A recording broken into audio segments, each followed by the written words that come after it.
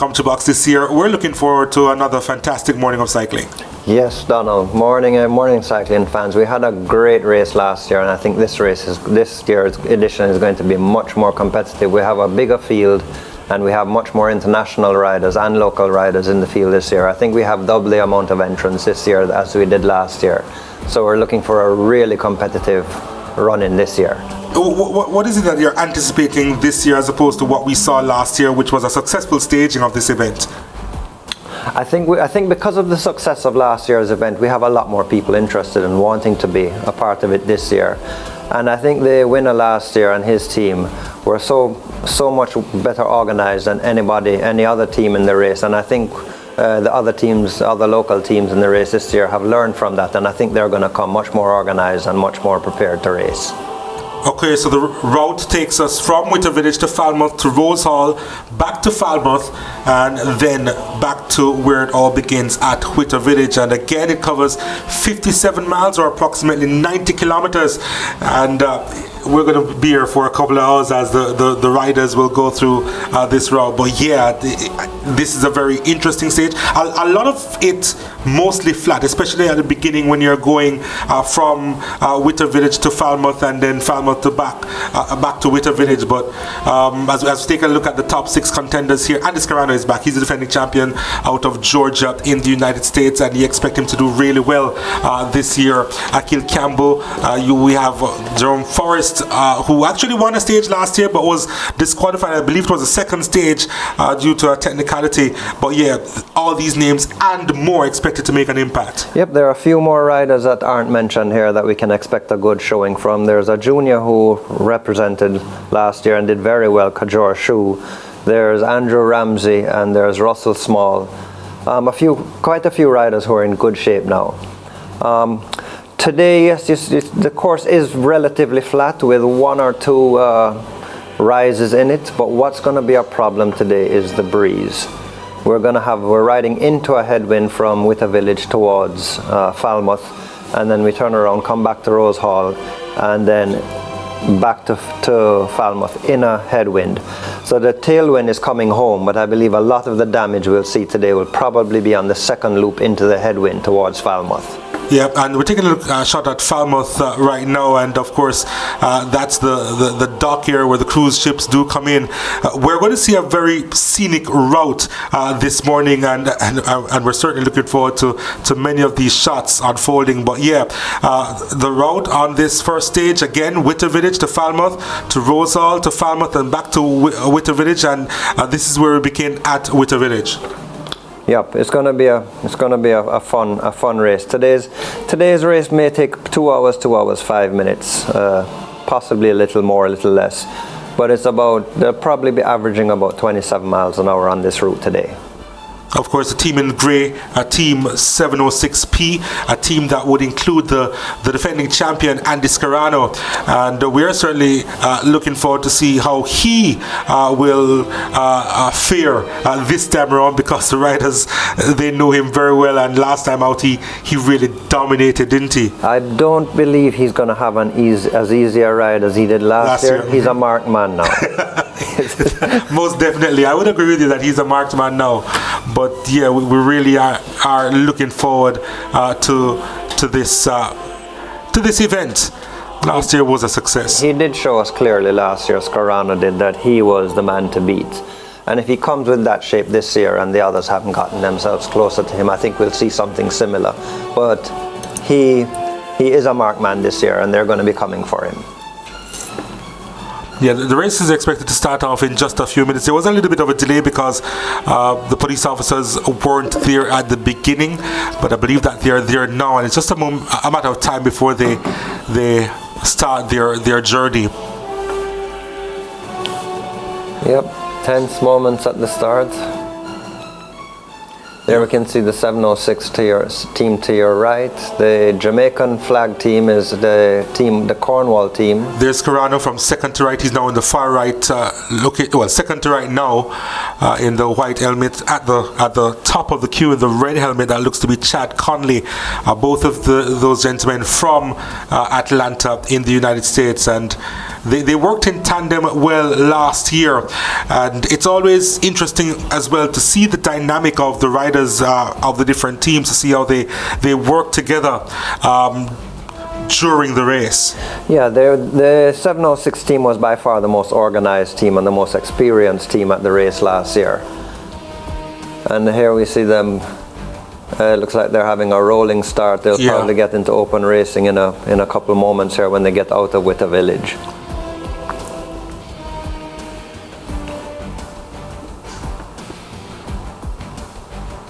Yeah, we have quite a few teams represented. The black, green and gold indicates a Jamaican squad. That's actually Cornwall Cycling Club. We did have a Jamaica under 23 squad last year. We had that last year, and I think they've merged that into a few other teams this year. There's no particular under 23 team this year. But quite a few of the youngsters are back though. A lot of the youngsters are riding, some very talented youngsters riding with the 706 team, and they'll get a lot of experience and education from riding with these older guys. Yeah, there's Karana on the right of your screen, and he's just, well, all of them really just biding their time before they, as you said, it's a rolling start here. Yeah, it's going to be a long morning, so they're probably going to warm their legs up for the first few minutes. And I think we'll see the action and the aggression probably start on the second loop from Rose Hall back into Falmouth.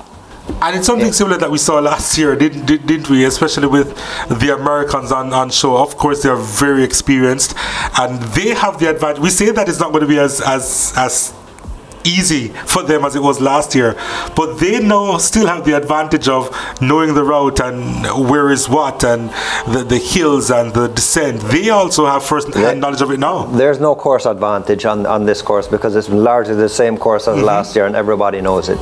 The difference we'll have this year on the final stage is that we'll have 2 loops of Duncans, which is a pretty hilly parkour, and we'll have 2 loops of that, so that's going to be much more exciting. But they all know the course very well. There's no secret on the course. And it's pretty flat terrain, and we expect it to be flat terrain for the opening stages of this one. And it's going to be pretty straightforward throughout these first few minutes. Yeah, they're just going to be rolling here, warming their legs probably for the first 10 miles. You may get a cheeky surge off the front here and there, but I don't see anything going clear probably till the second loop of Rose Hall back to Falmouth. Riders looking around, getting to know each other. A lot of these riders probably haven't raced together before. Some of them from Anguilla, Cayman, Antigua, Barbados. A lot of riders that we're meeting for the first time as well.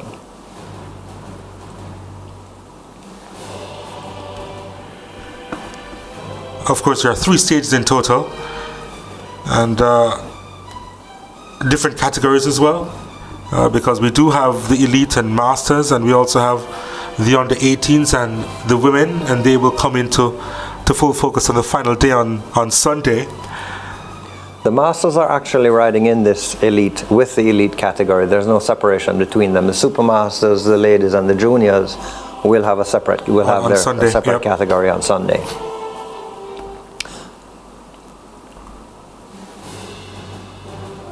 Coming up into our screen now, hugging the side of the road. That looks to be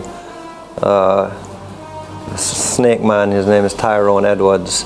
He lives in Atlanta with the members of the 706 team. So a lot of these guys race together week in, week out, and really know each other well. Edwards, of course, is also from Jamaica, but as you say, he lives in Atlanta with the rest of the crew, and they would have gone many tours together, and they know each other pretty well. And again, we just anticipate so much more from the entire gang out of Atlanta.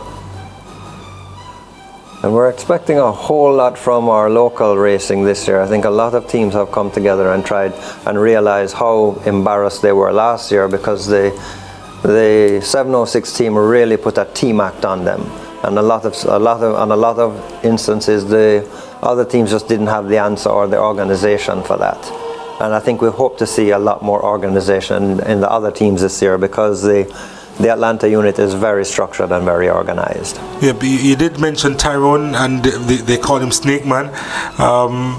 He actually won the 2022 Georgia Masters State Road Race Champion, so he keeps on winning. He's the elder statesman of the group, but yeah, obviously someone who has a huge impact on the total team here. Very solid rider you want in your team, and with a few youngsters on this team now getting experience, I think he'll be a good shepherd for them. Yeah, he's gone back a little bit now. Presently in 5th spot, Tyrone Edwards. As see the advantage, most of which taken up by the team which has the defending champion Andy Scarana, who is sitting pretty comfortable down in the pack, just biding his time there. Yes, he's probably mid-pack about now, almost towards the rear now. I'm looking forward to seeing this race break up a bit so we can get to see who's going well and who else is in it. It's very compact now, and it's hard to figure everybody out yet. There was a bit of a descent now, and now here's a bit of a climb for the riders, and it's not a huge climb by any stretch of the imagination. We'll see that a little bit later.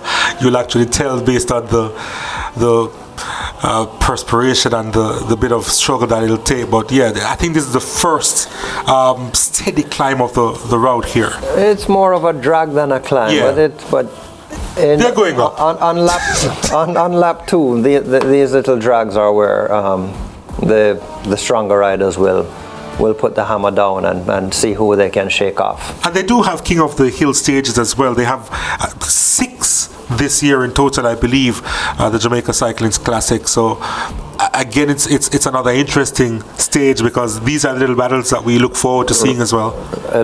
King of the Mountains prizes are, most riders hate them. They're great for spectators, but most riders hate them because they cause so much damage in the race and hurt so many people, so many riders. I used to hate them when I was a racer, but they're really fun to watch on TV. Which is where you are now, enjoying it and not being a part of it, right? So enjoy it while you can. I feel great to not be there, but I also really miss it. It's a lot of fun. Yeah, I understand. Another thing to mention, Donald, is that it's pretty warm out there now. It's now 8 o'clock and the sun is up. It's on this route I've seen temperatures reach 42 degrees Celsius. In Fahrenheit money, I think that's about 115 degrees. Wow. That's the heat coming off of the road. So it gets real hot out there. You're going to see breakaways from time to time. This looks like somebody from the AVG team. Yes. AVR team. I'll tell you who that is in a second. Yeah, AVR Racing. The way he wears his socks, it looks like Andrew Ramsey. Who, if it is, he's riding very well this year. He won the last race we had in Kingston a week or 2 ago. I think Chad Conley is the one who is leading ahead of Tyrone Edwards at the moment. The logistics of putting on a cycling event never lost on me, based on the fact that there so many things could go wrong, and you have to put certain measures in place to make sure that the riders are safe, and of course the traffic as well out of harm's way. It's really a lot of organization, yeah. And I think the organizers do a really phenomenal job at doing that. We don't have the luxury in Jamaica and in the Caribbean of closing roads altogether for a race. They have that luxury in the bigger countries, Europe and the US, but we don't have that luxury here to be able to do that, and it gets pretty tricky at times to manage the riders and the traffic. But I think the race organizers and the police do a phenomenal job at that. This looks like Brandon testing his legs, giving a little trouble early on. And he may be out there with Ramsey. That looks like Andrew Ramsey. I don't see this going anywhere yet, though. It's a little too early. I think they're just putting down a tester. But he's looking behind him just to make sure of the distance there. But yeah, we did see this last year. We see this on so many occasions in the long road races. And as you said, it's a bit of a tester to see who will be drawn out, so to speak. Yep. A lot of these moves are to really test who has legs and who doesn't.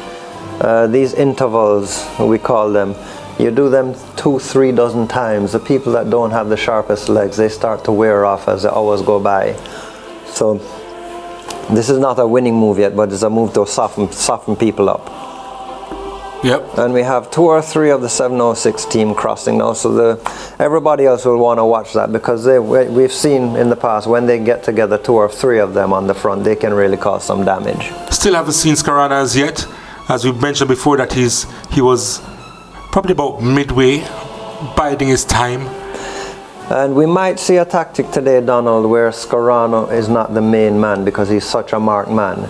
The field may mark him out of the race, which creates opportunities for his teammates. But we did see on a couple of occasions last year where he actually was the one leading the quote-unquote breakaways, almost as if he was testing the riders to try and come with him. More often than not, it worked. But I can remember one particular situation, especially on the 3rd stage, when he pulled away and nobody responded. Yep, and he had such a large lead for some time.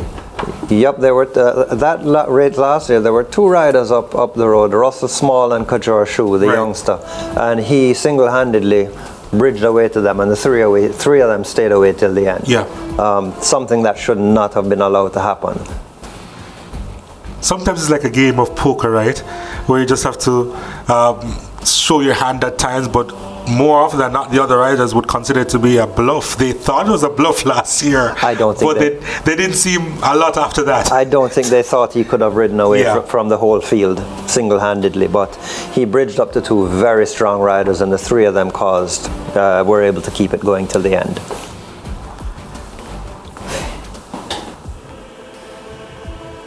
We're seeing some good racing so far. Guys out there test their legs early. We're probably going to see this come back together, and it'll probably go again in another 15 minutes or so. Yeah. And just to state that the breakaways usually happens on a slight descent. We usually see that where they try to pump their legs and move away from the pack. And that's when the riders usually speed up a lot more. Yeah. They come back together when they're going up a hill, or it happens both ways. It's also very common to put the attacks on going up a hill, because who's not climbing well or who doesn't have the legs has a much harder time responding. But you do see the difference though in terms of how they're sprinting, per se, whether they're going uphill or downhill. But they're back together again. We have order in the court once more. It was good while it lasted. The chaos. It would be great to see that all day. It would be great to see attacks all day.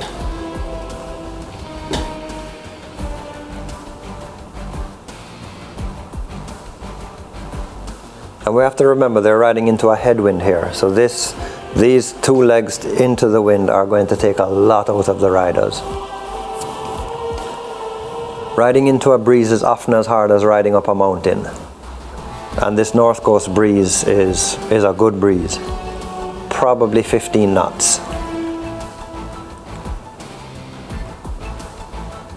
Yeah, Irma, Witter Village to Falmouth, and then back to Rose Hall, and then back to Falmouth, and then back to Witter Village where it all begins. So right now they're heading to the furthest point in Falmouth. They will obviously pass Rose Hall, obviously in Montego Bay, but they go all the way to Falmouth in Trelawney, and we have our camera set up at Falmouth at the turning point.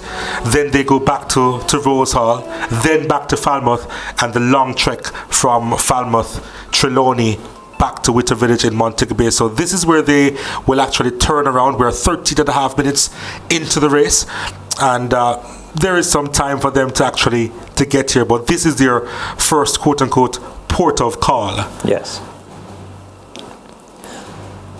It looks like we're going to be in for a good day of racing, Donald. This is that people want to put down a mark early.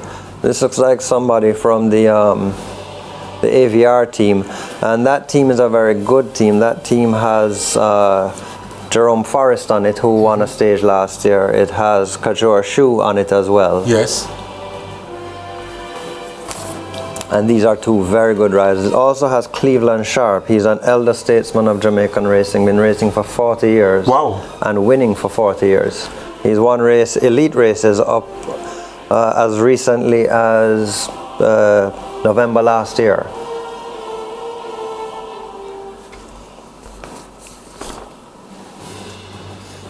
It's an interesting thought that I have in terms of how the policemen and security forces navigate the actual route as to what they have to do and when they have to do it. What's an indication that the organizers would have to show them how to not only direct traffic but to keep the riders safe? I think it's largely impulsive because the police forces do a phenomenal job, because you can see that sometimes the riders across one linear mile scattered across many areas of the road. The race isn't always together, and the police have to manage the race at many points, not just one point in the front. So they do a really phenomenal job, and they stop the traffic where they need to. They close a lane where they need to, and especially at intersections it gets a little hairy where the traffic lights, they'll have police there a few minutes beforehand to make sure they shut down the intersections for the cyclists to come through. Yeah. I have to mention again that it is a pretty scenic route, so of course the cyclists won't be able to enjoy the views that we are having, obviously, seeing that they have to concentrate on the actual journey and the heat from the asphalt. But it is a pretty scenic route, and one of the best that I would have seen, really. And it is an indication that, yeah, Jamaica is a tourism destination, but it's a sports tourism destination, obviously. It's largely becoming a sports tourism destination, and there are many bicycle round the island tours that have sprung up over the last few years, and they've become pretty well attended, where 50-60 cyclists come down with their bikes, so they can rent bikes on location here, and they spend a week or 5 days touring the island, staying at different resorts in different parishes and getting an experience of being in the nucleus of Jamaica, not just on the coast. And really fantastic experiences. I've been on a couple of them, and they're really something. We are going to be seeing a lot of shots of St. Anne and Discovery Bay in particular, but that's for the second stage, where it's obviously a little bit longer. We're talking about 86 miles on the second stage tomorrow, where they'll be going from Witter Village to Discovery Bay and back to Witter Village. And if they think that today is difficult, well, it's going to be an interesting one tomorrow. It's going to be a fun day tomorrow. Tomorrow is going to be a long, steady day. And tomorrow we'll probably see the race break up on the way into Discovery Bay. And then we'll probably see a breakaway form on the way into Discovery Bay. And if it's well formed by the time we get to Discovery Bay, I think it'll be gone. I don't think, when we turn around from Discovery Bay and heading back to Montego Bay, it's a tailwind, and you get speeds of 30-35 miles an hour average going into Montego Bay. And if you're not with the lead pack at that point, it's going to be very difficult to catch them back. Same applies to today, but today's route is a lot shorter.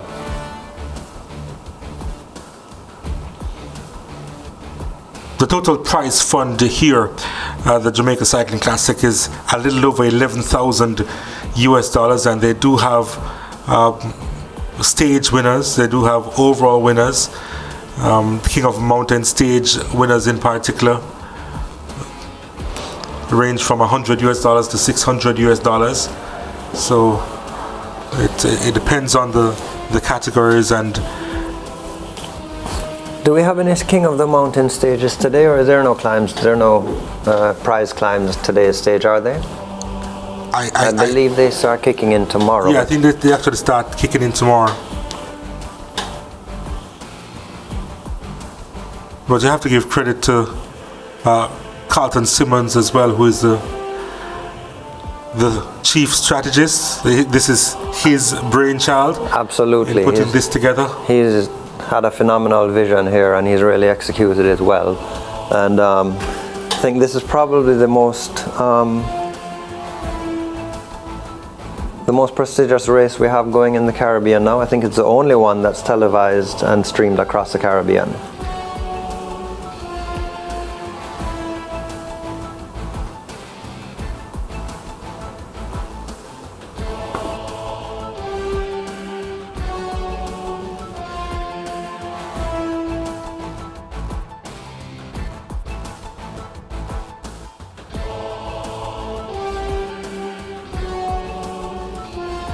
We'll be taking a short commercial break here from stage 1 of the Jamaica Cycling Classic, and when we return we'll continue the journey from Quito Village to Falmouth.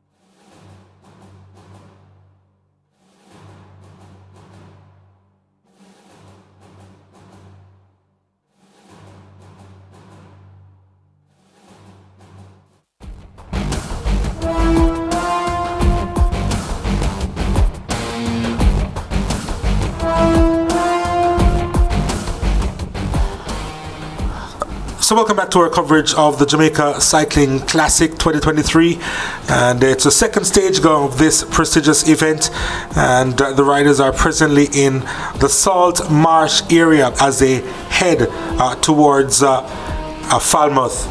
They're in the parish of Trelawney as it is, but they are going closer and closer to Falmouth, where they'll turn around and head back to Rose Hall before going back to Falmouth. Yeah, the Salt Marsh is on the outskirts of Falmouth, so they'll probably be turning around in another five or so minutes, and then they'll be riding a tailwind back to Montego Bay, back to Rose Hall, and then turning around for the headwind. So I think we'll probably see the race stay together through the turnaround and back to Rose Hall, and then I expect to see the action and the splinters starting to happen on the return leg to Falmouth from Rose Hall.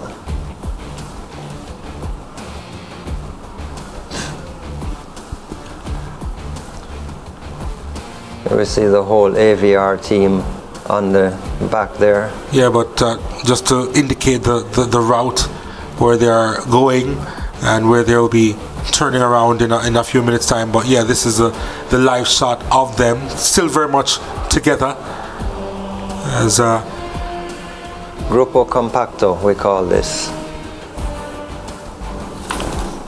Some members of AVR Racing at the back of the field, and we'll think that 706P, yep, indeed, a lot of their riders at the front of the field. I think these riders at the back expect that nothing dramatic is going to happen until the turnaround, so they're at the back taking some shelter and some rest. It's a mechanical reality of cycle racing that the closer you are to the front is the more energy you're expending because of the aerodynamic factor of the breeze. Whoever's on the front is probably working the hardest. A good 20% harder than the rider behind him. You could learn a lot from the birds. And we do. Yeah. And we do. When you see the birds flying in formation, in that V formation, that's exactly what cyclists try and do. And they take turns. And they take turns. Deliberately take turns, which is why it works out when you have a team as well. Yes, absolutely. Somebody's job is to always chase things down or to stay on the front and make things difficult for the other teams. But it's definitely, the rider on the front is working harder than most. So that's why when you see 2 or 3 riders ride away from a big group, it's a testament to the effort they're able to put in. Well, it is the Cornwall team doing the brunt of the work at the moment. Yeah. There's some good riders on that team too. Yeah, done in the black, green and gold as well. We have Russell Small and Kajor Shu on that team, and we saw them do an incredible ride on stage 3, the last stage last year. We did. With the 2 of them going away on the climb to Duncan's and race leader Scorano bridging across, and the 3 of them stayed away till the end.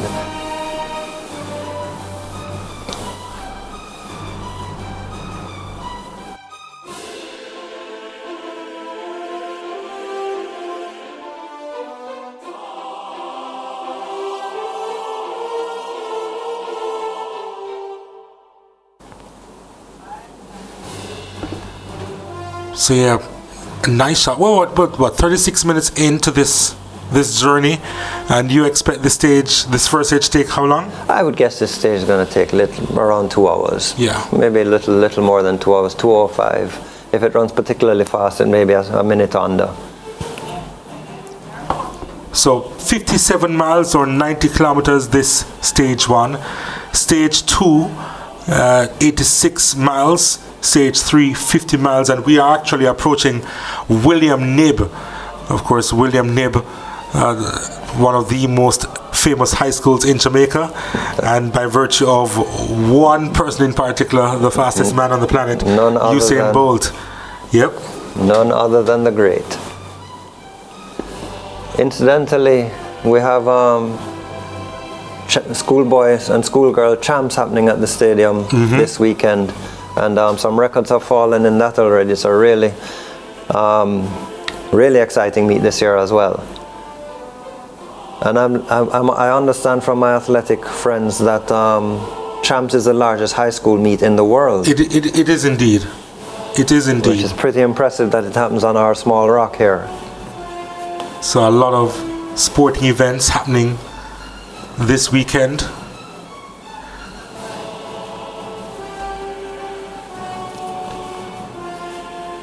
Of course, the Jamaica Cycling Classic over the next 3 days.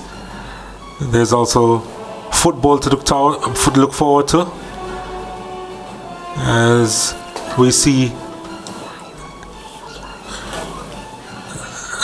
So we're at William Knibb at the moment, and the turnaround point will be coming up shortly. And it looks like we have a breakaway formed. It looks like 5 riders away. Our race winner from last year, Scorano, is away. It looks like one of the Bajan riders from AVR, and it looks like it could also be one of the Anguillan riders from AVR as well up there with them. I'll try and get names for you as soon as I can. I believe that might be Edwin Sutherland and or Nathaniel Forbes from Cayman in that group. But the defending champion is presently in 4th position in that group there. Yeah, that is the breakaway team right now. And they're approaching the turnaround now to go under the bridge and head back in the tailwind section. It looks like they have a good, I can't see the rest of the field yet, but that looks like a good 20 seconds for what we're seeing.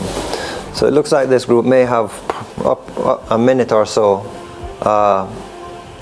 lead on the chasing group.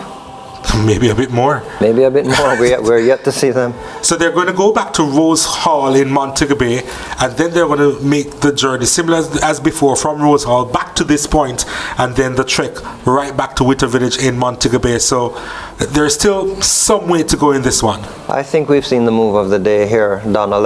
Here's the main There's the pack, rest of the pack. The main pack coming now. I'd put this at probably a minute and a half gap, and I don't see them being able to close this in the tailwind.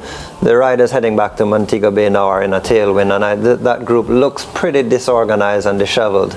There's no structure to that, so I don't see them being able to close that gap. I think we're seeing the winner today going to come from the 5 or 6 riders out front. And you think that momentum will push them all the way? I sure think so. And you can see the 706 team riding on the front, patrolling the front, keeping the pace down.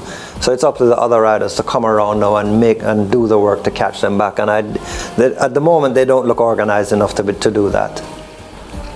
It could be a really brilliant strategic move by just keeping this second pack almost in check before the turnaround point. That's what the 706 team is doing. They're riding at the front, and the group allowing them to ride at the front, the 706's job now is to keep the pace slow so that their leaders can increase the gap at the front. It's more than a minute, you know. They're still yet to go under the bridge. They're going to make that turn now, and I reckon that it's almost 90 seconds, close to 2 minutes. And then we have to add the distance from here to where the front group is as well. So we could be looking at 2 minutes, yeah. 2 minutes plus. With the quality of the riders at the front and the lack of organization I'm seeing here, I don't see that gap closing. And you see that it's stretching out a little bit. You speak of the tailwind, and with that it may be even more stretched. But yeah, this is the shot of the second pack as they make their way back to Rose Hall. They have a lot of catching up to do. Yep. See some road debris there, riders hopping it on the shoulder. And because of the aerodynamics, you get riding in that shoulder, you often get a bit better of a draft because the wind is coming slightly cross tail. So you see a lot of riders riding on the shoulder. It seems to be a little faster there. We're obviously a little bit away from the actual coast, but yeah, the coast is actually on the right of your screen, way out on the right, and that's where you say the breeze will be coming from. The breeze will be coming from, yes, there'll be a cross tailwind, probably blowing a little inland.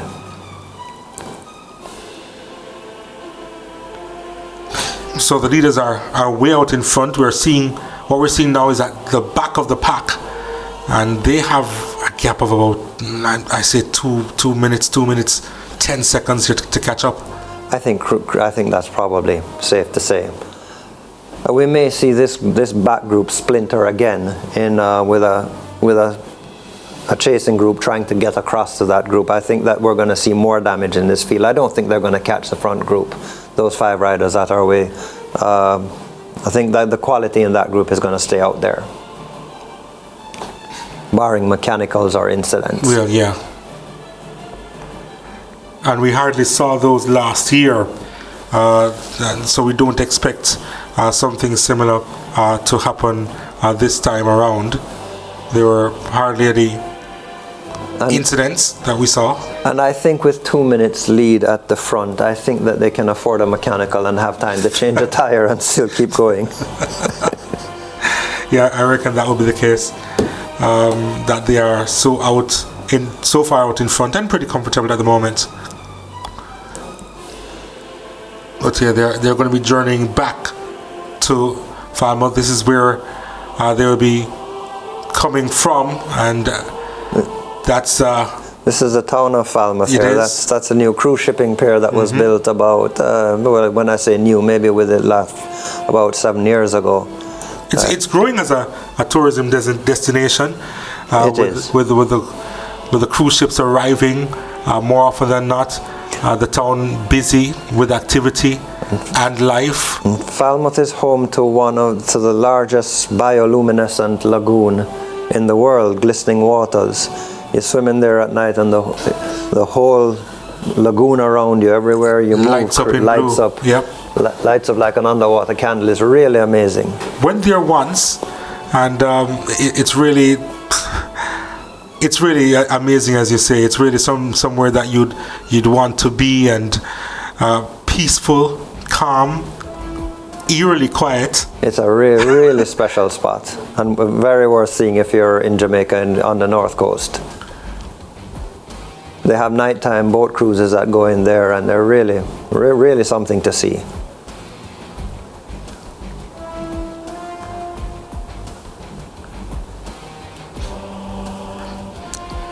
This leg should take them probably about 20 minutes. It'll be about 20%, 30% faster than the headwind leg. Yeah. Yeah. So they went to Rose Hall and then back, and they'll be going back to Falmouth, and then the final trek from Falmouth to Whitter Village. So we're hearing that they've made that loop at Rose Hall. They are making it in quick time, it seems. Wow, that's fast. Yeah.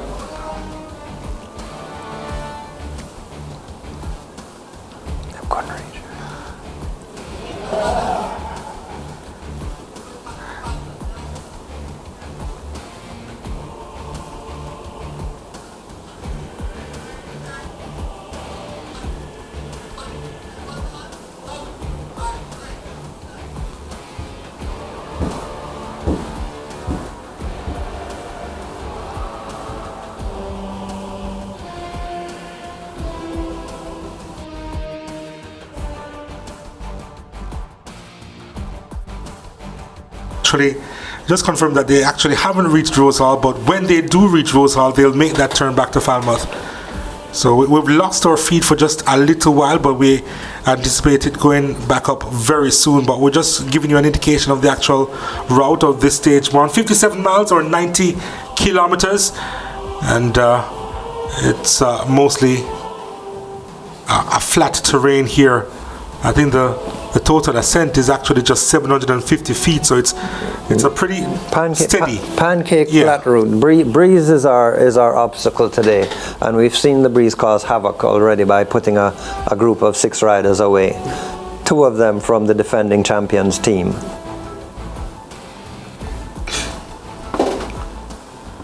Tomorrow is going to be more difficult. They'd have to navigate a total ascent of 3,020 feet.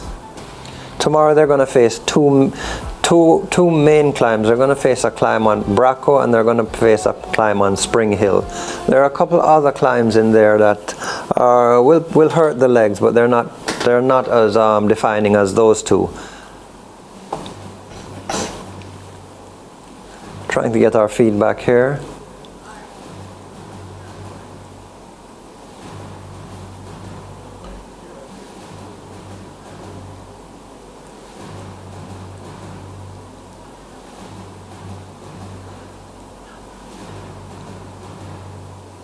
That looks like an interesting new development going on there.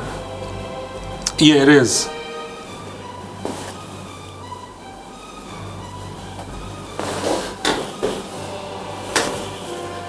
This is the breakaway team at the very top, and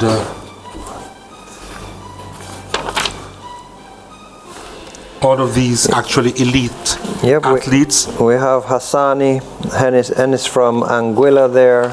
Brighton John from Guyana as well is also there. So we have this is a very international crew we have. I'm not sure we have any local Jamaican riders in there. Wait till we see again and we can ID them.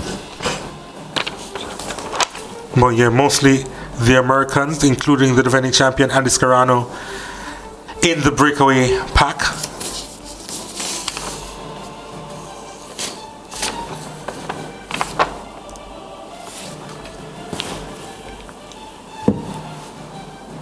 And they look real comfortable and real organized. I think they know they have this.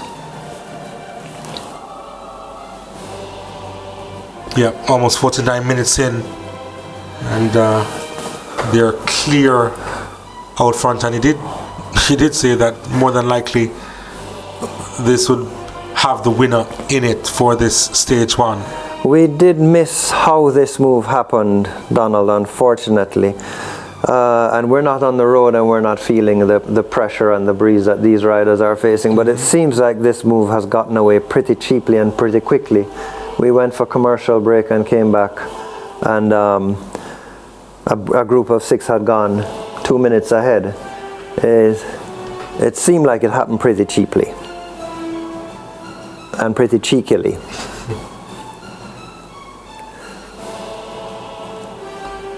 That looks like Chad Conley in third position at the moment. He's a big rider. And Scarano is at the back at the moment, the number 41. And he's just, as usual, just taking his time. Not taking the full brunt of this is going to breeze. This is going to be a very interesting finale because we have 2 teams in this with 2 riders. So the number 71 rider is going to have a hard time here, and the winner of this stage has been chosen by each team. Each of the 2 AVR teams have decided among themselves who's going to be working to let the other one win, and same with the 706 team. So Akil Campbell is in third position. He's from Trinidad and Tobago. Yep, representing AVR Racing, and he's right up there, as you said. It's just a real international flavor with the top 5 at the moment, and they've decided that they are taking turns. We saw that again in the third stage last time out when Andy Scarano was the one that was leading the pack and was actually pushing the 2 young riders with him, 2 young Jamaican riders with him. But it's something that we see in cycling all the time. Yeah, these guys are going to work together. They have a long ways to go yet. They still have the return leg from Rose Hall to Falmouth, right, and then the leg back. I think on the final leg back into Montego Bay, you're going to see them jockeying for position, playing cat and mouse, trying to prepare themselves for the victory, trying to see who can surprise who, or getting ready for a sprint, because I think there's going to be no chance and no threat from the field behind. So you'll probably see the running leg, the last 10-20k of this race, at a quite slow pace as they try to preserve their legs and find a way to outsmart the others. They're passing Greenwood, actually, and they are approaching Long Bay, so they'll soon be back at the Rose Hall point before they make the turnaround back to Falmouth. But you're looking at the top 5 pretty comfortable, pretty much in a straight line. They know they have this, and the group behind is too far behind to even see them, and out of sight, out of mind. I think that this move is by all definitions gone for the day. We're just passing Long Bay, the defending champion, at the back, Scarano, and in front of him, Akil Campbell of Trinidad and Tobago. I think Long Bay is where we have the alligator safari, where you can go and interact with the crocodiles. Great, well, the crocodile right. safaris.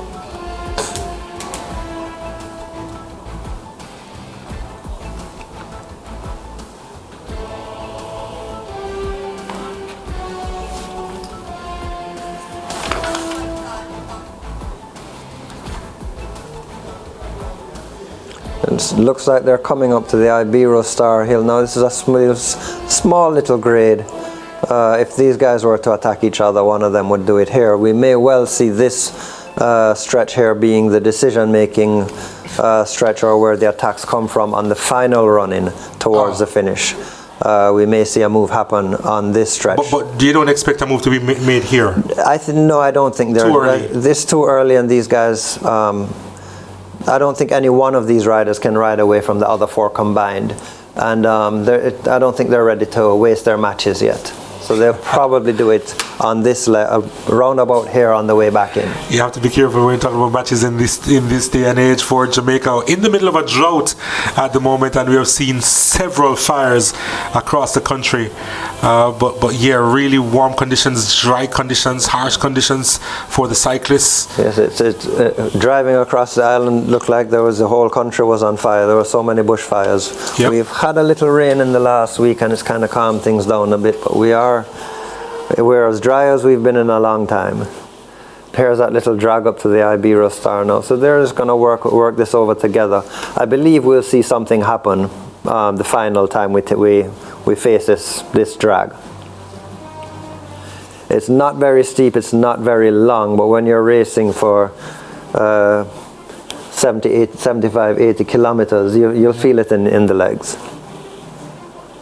Scarano back at the front of the pack.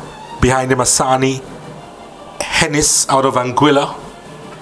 Hennis in second position, Scarano leading. And at this time last year, his wife would have been looking on Isabel, and she was with child, but since then they've added to their wonderful family, and I'm sure she's proud of all his achievements. And it's always interesting to know the life of the cyclists and what they have to go through on a weekly, monthly basis. And he fell in love with Jamaica the last time he was out here. He's been around the Caribbean, in fact. He's ridden in Trinidad and Tobago as well, and Scarano. I think he's ridden in Barbados. And Barbados. Cuba. He has ridden a lot of. He's extensively traveled in the Caribbean. So they are in the Lilliput area, approaching Rose Hall, the leading pack. There's some strategizing going on here now, discussing how they share the workload. This is very interesting. Both two teams have two riders in this, so it's going to be very interesting in how they square off. And it might be a slight advantage. The number 71 rider is going to have some challenge facing two teams, so we might see him having to do something creative if he wants to think about winning today. Yeah, the Guyanese rider, Brighton John, is wearing the number 71 jersey, and he's going back into the penultimate position now. Akil Campbell at the back, just speeding up, trying to catch the top four, the Trinidadian.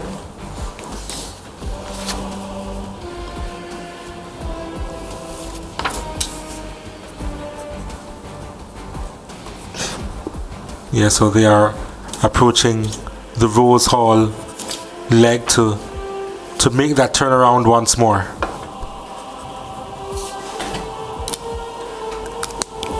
And after that turnaround, that third leg is going to be the most painful leg, because the second time facing the headwind after having such a nice ride in a tailwind for about 30k, the headwinds always hurt. There is pain to varying degrees, I suppose, because this is going to feel much better now as opposed to, say, tomorrow, where they have to go all the way to Discovery Bay. Yeah, and the pain they're feeling today, it's so much easier to feel pain when you're on the front and you know the winner is going to come from one of these 5 riders. It's so much easier to bear that pain. As I said, varying degrees, pain is relative. Cycling is an interesting sport when it comes to pain, because you don't choose when it happens. It's a sport where you have to conserve your energy as best as possible to be able to win, and it's also a sport where you have to respond to everything that can hurt you whether you want to or not. When a rider decides to go and he's a threat to you, whether you're tired or you're just recovering from a move, you have to go again. So you're often at your red line for long periods, and you don't choose these moments. You respond to them a lot of the time. And hydration, of course, is really key in all of this. Hydration is really key. And a lot of these riders will be taking more than just water and energy drinks like Gatorade. They'll be actually eating salt tablets on the road. Okay. The electrolyte tablets. The thing is, though, that the preparation wouldn't... Well, it would have started a long time ago in terms of hydration, obviously. It's not just about drinking water on the day. Probably a few days beforehand. Some riders increase their salt intake. I used to increase my salt intake a few days before a race, because your body can lose up to a gallon of water an hour. An hour? An hour. And your body will only absorb about 16 ounces of water an hour. So you lose water far more quickly than you can put it back. So you have to start loading and hydrating before the race. And it's worse when it's in the heat. It's worse when it's in the heat. So it'll be key for when these riders get off the bike today to keep putting water back, because you absorb water into your system far more slowly than you lose it. So over a 3-day race, hydration becomes key. I think there was a bit of a confusion in terms of where the turnaround point was. There was a discussion as to whether it was where they just passed, as they had slipped into the right lane, but I think they just got the instruction as to where the turnaround point is, and they are making their way to that turnaround point. I suspect that they'll reach that point at the top of this stretch. They're on the Rose Hall Road here. I don't know exactly where the turnaround is, but I imagine they'll probably turn at the next intersection. Yep, they were querying it. And the finish line would be probably another 5 or 10k beyond the turnaround point here. Right. So they have passed the halfway stage by our calculation. They would have just passed the halfway stage, which means that they're going at a fair clip. Yes, they're going at a fair clip. So I think they probably have about 50k left.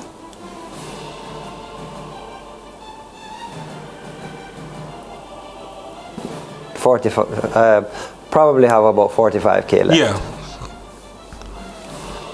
The full course, of course, 90 kilometers.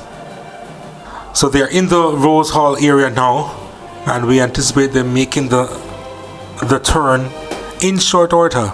Chad Conley at the back of the pack from Team 706P, and his teammate, the defending champion Andy Scarano, leading the pack at the moment. It's a pack of 5, and they broke away slightly before they got onto the bridge at Falmouth, and since then they've been holding that lead. It looks like we've had, looking at the overhead shot of the remnants of the field, it looks like we've lost quite a few more riders out the back as well. I think they're somewhere mixed up in that convoy. The group looks to be a lot smaller than it was when it started. And this is the smallest of them all at the top. Yes, it would be nice to spend some time further back in the group to see what's happening and who's still left there, and how organized they are and how close they may be coming to closing this gap, which I think is highly unlikely. But we'd love to get some more images of what's happening further back. Well, there we go. That's a turnaround point.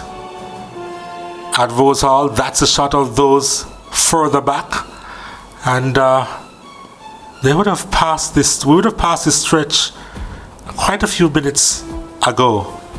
So maybe 2.5 minutes further back. The rest of if we get to see the turnaround of the big group, we can calculate the time gaps. So this is the stretch as they are heading back to Falmouth. And we're going to see a shot of the remaining riders, an aerial shot of the remaining riders coming up. There we go. So that's the Rose Hall stretch. So yeah, I reckon that they're probably about 2.5 minutes behind. Let's see where they turn. We're tracking I'll give you a gap if we can see where they turn. Well, that group doesn't look very organized. It looks like they get moments of organization, and the group will stretch out and look like they're pulling and rotating. But now, when you see a group in one big blob like that across the road, it means that the pace has gone from that group. Yeah. When they're riding at pace, you see that the group strung out and stretched like an elastic band. This looks like they've resigned for the day here. And to imagine that they had a tailwind behind them, so when they make the turnaround, it's going to be a little bit more difficult for them. It's going to be stretched out some more. Yeah, it'll be difficult. I think there's no prizes to be ridden for in this group now. Well, the Masters, there's still the Masters race. The first place Masters will come from that second group, so that will be an exciting race within that group to watch. Okay, so we're hearing that the gap is actually 1 minute and 40 seconds, which means that they would have closed it just a bit. 1 minute and 40 seconds between the leading pack and the second group of riders. I am counting more than that, Donald. It was 102 and 1 hour and 2 minutes and 10 seconds when the 5 leaders turned around, and we're at 104 now. So I'm getting 2 minutes and 15 seconds by my crude calculations. Well, the backpack isn't just now turning around. You see the shot there, the bottom right-hand corner. So yeah, you're right. It is actually more than 2 minutes. Seconds. So the gap is may not have changed much since the turnaround, but it hasn't gone down either. And the big group would want to see this gap coming down. It's not. So I don't see them closing. They haven't closed a few seconds in the tailwind. I don't know how they're going to close. I'm actually a bit surprised that there are just 2 groups at the moment. I expected almost like a second breakaway group and then possibly a third. We may see it here now, actually, with this leg. May see it. I don't know. I don't know if any riders in here believe that they have it in them to close 2 minutes of gap. We might get this group saving their energies for tomorrow to say we might not have anything left for today. Maybe we'll save our energies for tomorrow and do something good tomorrow. Would they have any indication as to how far behind they are, though? Of course, radios aren't allowed to be taken with them. That was an issue last year where a cyclist was disqualified. Yes, we had an unfortunate instance last year with Jerome Forrest, who was probably the biggest challenger to Scorano last year. Yeah, for the second stage especially. He was wearing a radio and wasn't aware that radios are not allowed, and he had to face the consequences as a result. But consequences was disqualification, obviously. They disqualified his. I think he won a stage of the race. He won the second stage, right? And then he came second in the stage that he got disqualified from, so his results didn't count for that. And yes. The points he got, he was able to accumulate after that. We're never going to rival Scorano. So it was unfortunate because there was a rivalry there that he could have won the race overall without winning all the stages because of accumulated points. But with those points docked for wearing the radio, he had no chance after that. Yeah, just got a shot of Andy Scorano with the lead, still leading the pack of 5.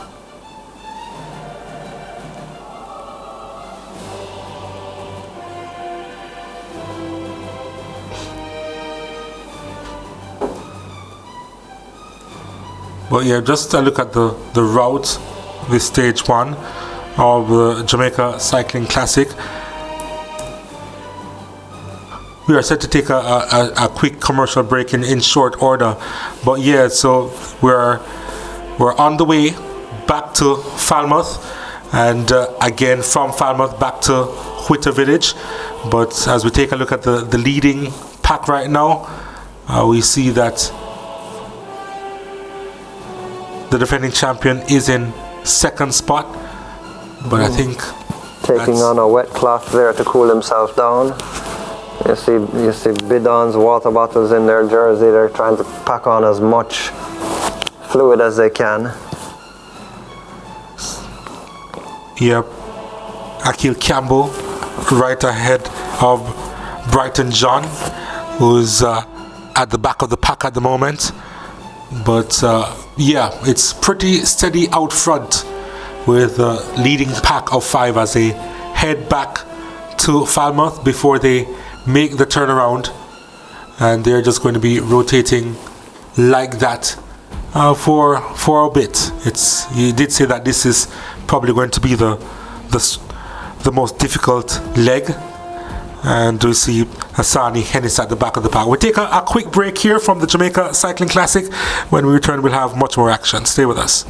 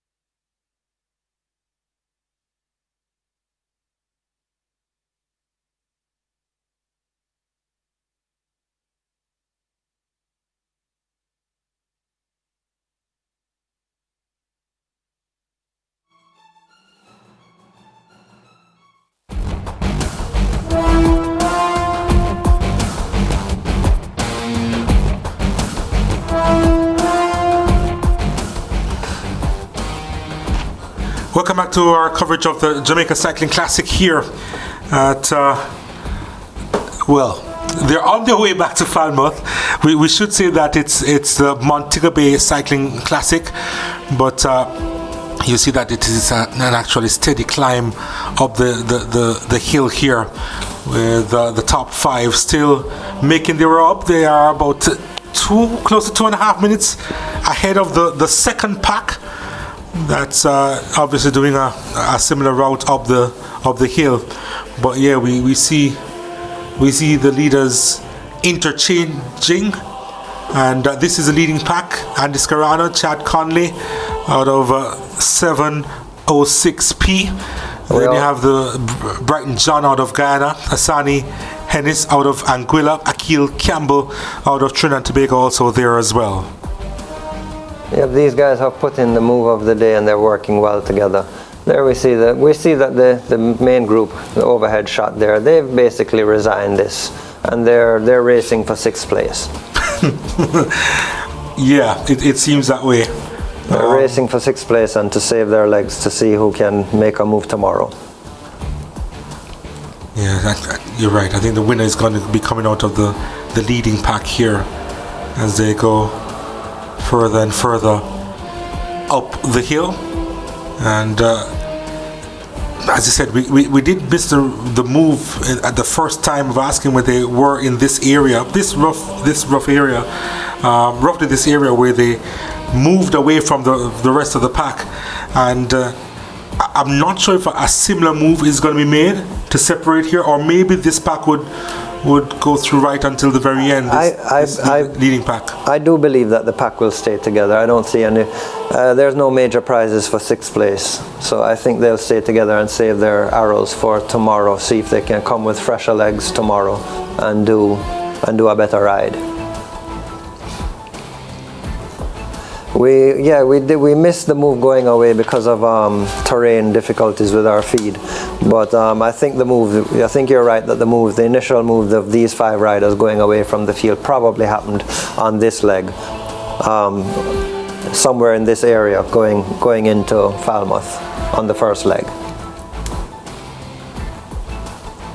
It's good to see the mix though, because we didn't really have that mix as far as the leading pack was concerned.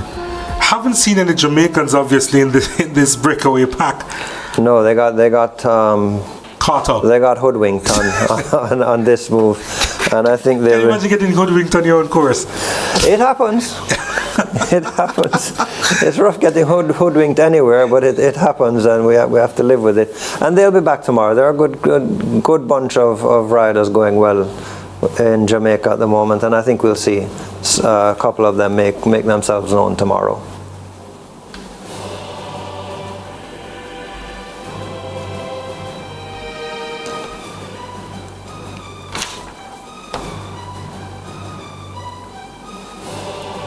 It's really refreshing, Donald, to see the growth of cycling in Jamaica and in the Caribbean recently. We have quite a talented population of people but cycling just hasn't been as popular as it should be, largely because of funding and exposure like we're getting here with this race. I think the television exposure that we're seeing cycling get now is really putting a lot of growth into the sport and a lot of energy into the sport. Mothers are they're much more inclined to encourage their kids to ride if there's recognition for it and support of it, and clubs growing. What we really need in the Caribbean now is to get bicycles into the hands of youngsters. Yeah. Bicycles change lives, gives you discipline, builds character, teaches you how to deal with good moments, bad moments, and wake up tomorrow and do it again. And it's good lessons for life. And I'd love to see bicycles get into the hands of every kid in Jamaica and the Caribbean, because we have some really talented riders. And all it takes is giving a kid a bike. And it's not too expensive, is it? I mean, obviously there's a lot of maintenance going on, but it's not too expensive. Unfortunately, it is. These bicycles here are all coming in. Well, in terms of starting out, in terms of children.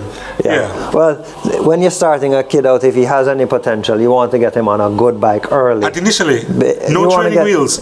You want to once they prove quite early on that they have good legs on the rusty old bicycles they have, but you want to get them on a good bicycle very quickly, because if they go to race against anybody in the people they're racing against are racing on top quality bicycles, so it's just discouraging to so if you're a kid with talent, you want to get him on a good bicycle as soon as you can, because the equipment is a serious advantage or disadvantage, and these bicycles are pretty expensive, so we'd love to be able to develop a program where we can better fund junior cyclists throughout the Caribbean. The investment starts early. It does. It does. That's the supporting pack, so to speak. They're in Greenwood at the moment, so still very much together, still very much cruising, so to speak. Yeah, they look like they're having a nice ride, and I think they know that they're not going to contest this. we'll have a field sprint from this, and we definitely have a race for the Masters prize coming from this, with the riders between 35 and 50, 35 and 55 coming from this group. So there's still a race to be had inside of this group. Yeah, I think so too. And a couple of moves have just been made. Let's see how far this will go. But I really did expect for this pack to have been broken up. And maybe we're seeing the indications of that happening now. Yeah, I think we're seeing a little action happening here, but I don't know that it's going to stick. Well, it happened once.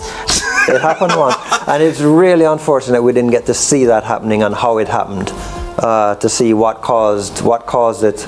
It could have been, to see how it happened, it would have given us a good indication into who has the strong legs and who is suffering in this group. Because sometimes a group of 5 gets away, and they get away quite opportunistically, not necessarily right away from the field. Could have been somebody falling asleep on the front and letting a gap open, and then a group goes away. Or did they just ride and destroy the field? So we didn't get to see that, so we're a little unwise, a little less wise for that. But based on what we think the course is, I think they actually sped away on the final ascent, and then they just had that momentum going into the descent, going into Falmouth. Hard to tell. Once we saw them coming into Falmouth with a big gap, so they did some damage somewhere a little further down the road. Yeah. Significant damage as well. Game-changing damage. Yeah. Yeah. The race was over by the first turnaround. So yeah, the top 5 still very much together, and they are approaching Falmouth once more.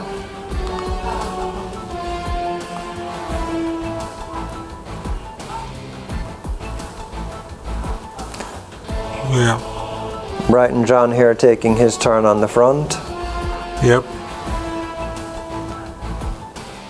And they're sharing the workload here, everybody taking 10-15 second pulls and rotating off the front. And that has been going on for a while, by the way. Working together, but I suspect that once that turnaround is made, especially with the tailwind, it's going to be every man for themselves. Yep, and I believe in the last 10 kilometers we'll see the decisive move happening. That's my guess. And cycling, you're often wrong with cycling predictions, because it's usually what happens on the day, right? It usually happens. You see an opportunity, you take it. So our predictions are at best what we see happening if we were in the race, but we are not. So is it more like a gut feeling, especially when you were riding? Was it a gut feeling to make a move here? Did you feel like a change in wind direction? What were the notable changes that you'd have felt on the course that indicate to you that, you know what, I need to make a move right now? A combination of factors, Donald. These 5 riders will be watching each other every pedal stroke, and you'll be seeing who's pulling a shorter pull at the front. That may mean he doesn't have the legs, he's coming off a little too early. You see who's pulling for his water bottle every 2 minutes. You see some he may be working. And you take note of all of that? You note everything. You see, you look at rider's eyes, he's looking around, his eyes are wandering all over the place, he doesn't want to make eye contact. That's often a sign that you can interpret that as a sign of weakness. A rider. So it's psychological as well? You're taking note of some riders go to the front and the pace may drop half a mile an hour, you know that he is doing his turn at the front but he's not in full shape, and you may just get a little opportunity like a crosswind, or somebody takes their bottle out of their cage and puts their hands on the tops of their bars and loses focus for a second, and you can decide to go because you think you're stronger than them at that moment, and you've seen them struggling, or you've seen their facial expression just look like they're having a hard time. So they're paying attention to each other every pedal stroke, and if they see an opportunity, or if they see somebody gazing or relaxing, you can make a move. Or so probably someone thinking about a cruise or taking one, which is the shot that we see here at Falmouth. They won't be going through that area, but they're going to be relatively close to that area, about, let's say, a 3-minute drive from where they go under the bridge that you saw initially. This is where the bay is. This is where the cruise ship is. This is where the town is. And just a couple of minutes away from under the bridge where you saw them making the U-turn. But yeah, just wonderful scenes here, and it's interesting to speak about the psychology of the race, because I'd never even thought about it, and I'm wondering how many of the youngsters that you'd have noticed, and probably it would be a prodigy, right, that would pick up those things, and you realize then and there that, oh, this guy is special. Yep, and the older riders riding with the younger riders, like what we're seeing on the 7.0 team and the AVR team. The young riders listen to everything, and the older riders tell them how the stage went down and why they did what they did, and the youngsters learn. And we'll be seeing with these, we have 2 riders from 2 teams in this group of 5 and 1 lone rider. We'll could well see on the way back 1 rider from 1 team making an attack, and the other 3, because his teammate won't chase him, having to close that gap and putting in all the work to bring that escapee back, then allows the resting teammate to then hit and double attack, and the winner may come from that. So the advantage of having two riders in this break for 2 teams is a very significant advantage, that they can strike 2 matches. They have 2 matches to strike. So the rider here, Brighton John from Guyana, he'll have to be quite crafty to win from this group. Yeah, because he has no friends in this lot. He has no friends in this lot. But yeah, what an interesting decision he'll have to make once they... We don't know very much about him as well. He may be a sprinter. If he has a good sprint, he may be the strongest of the 5 and fancy his chances if it comes down to a 5-man sprint. But I don't know very much about the other 4 riders in this leading group. I do know Scarano. He has a decent sprint. I wouldn't back him in a bunch sprint. So if these 5 riders come to the line, it's very interesting as to, I don't know who the favorite would be. But I know that number 71, if he can, is going to want to see if he can escape this group. Well, just recently, Brighton John would have won the Chedai Jagan Memorial Cycle Road Race, the 23rd stage in March 26, in fact, so just about 5 days ago, representing We Stand United, and he actually had to come from behind to actually win that one. He was 4 minutes behind, which probably would indicate that he's a bit of a sprinter here. But him being a part of the leading pack is really dangerous, and as you said, that we don't know a lot about him, so he could possibly be the X factor here. I think if you're in this group, I think all of these riders are very strong riders. I was told that the rider from Trinidad, Akil Campbell, is a very strong rider, and he's been doing really well. Yeah, But I've never seen these riders race, and I don't know what their particular strengths, whether it's climbing, sprinting, or time trialing, to know how they're going to finish the race here today. So we'll just have to watch and see and learn, just as you will at home. He's won a couple of national championships, Akil Campbell, and he's also copped a couple of road races as well. We're talking from 2019, and he's won the scratch as well as the individual pursuit. These are track races, very hard races, so he seems like he's a very accomplished track rider. Yeah, just 27 years old, born February 1st 1996, Akil Campbell.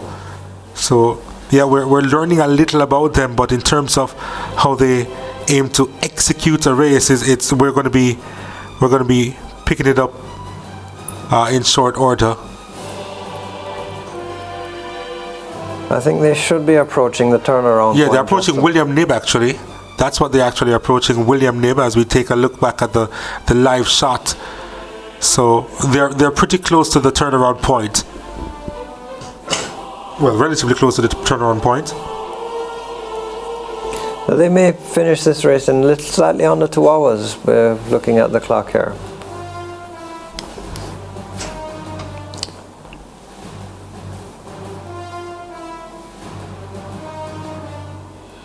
Yeah, presently approaching the 90-minute mark. And as you mentioned before, that this is possibly the hardest leg, but when they do turn around, the wind in their backs, and relatively easy trek going back home to Witter Village. Yep, all they have to do is beat each other on the way home. They have the advantage of not having to worry about the other 40 riders behind them.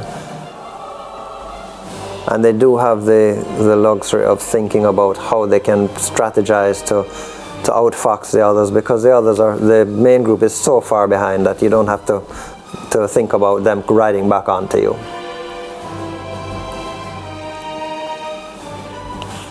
Yeah, that's Chad Conley at the back out of team 706P out of Atlanta.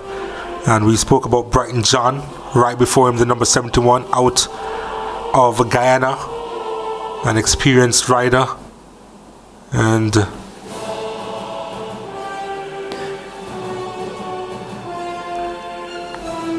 we're in all sorts of positions to get the best shots to you, I can tell you that.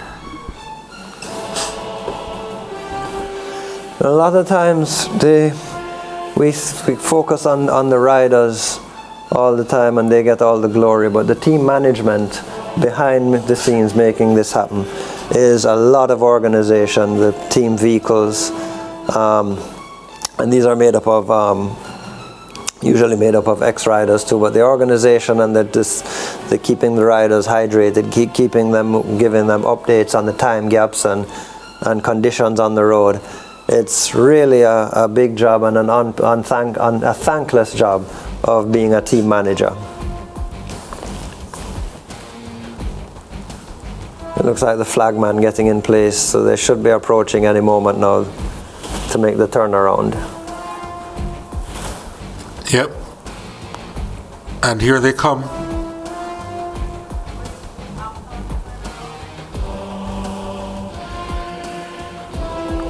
There are the riders about to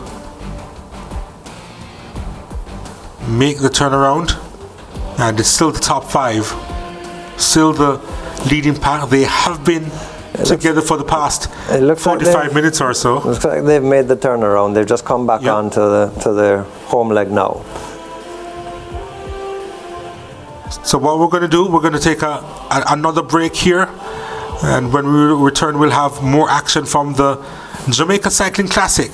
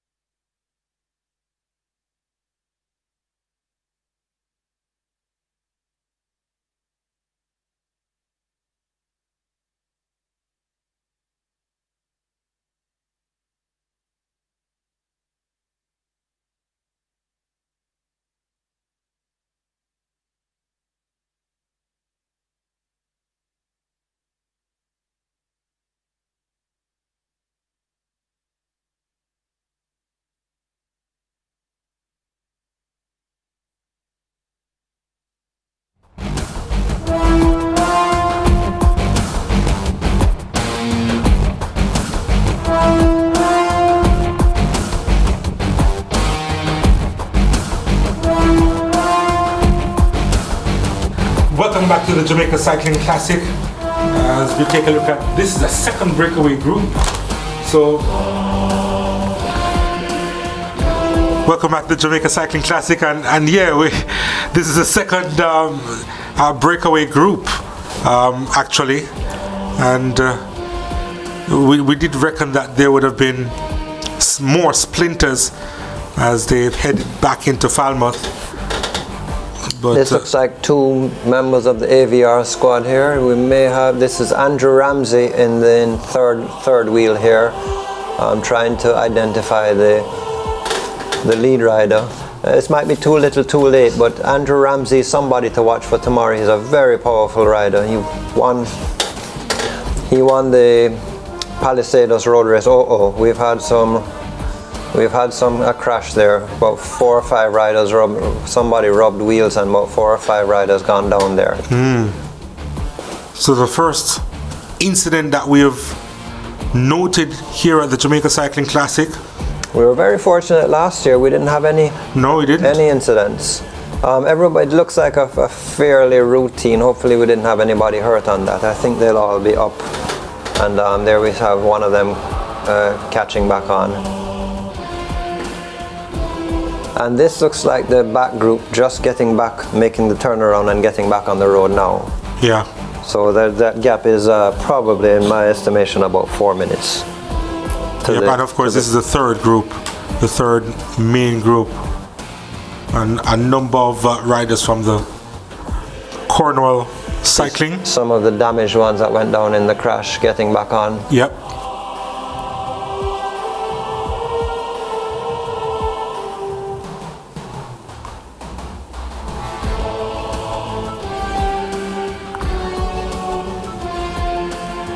Yeah, so these are the guys at the back, which means that the ones out front, way out in front, about 4 minutes. These are probably two of the crash riders trying to assess their injuries and get back onto the field. It looks like they're struggling a little bit, not looking that smooth, but they should be able to get back on.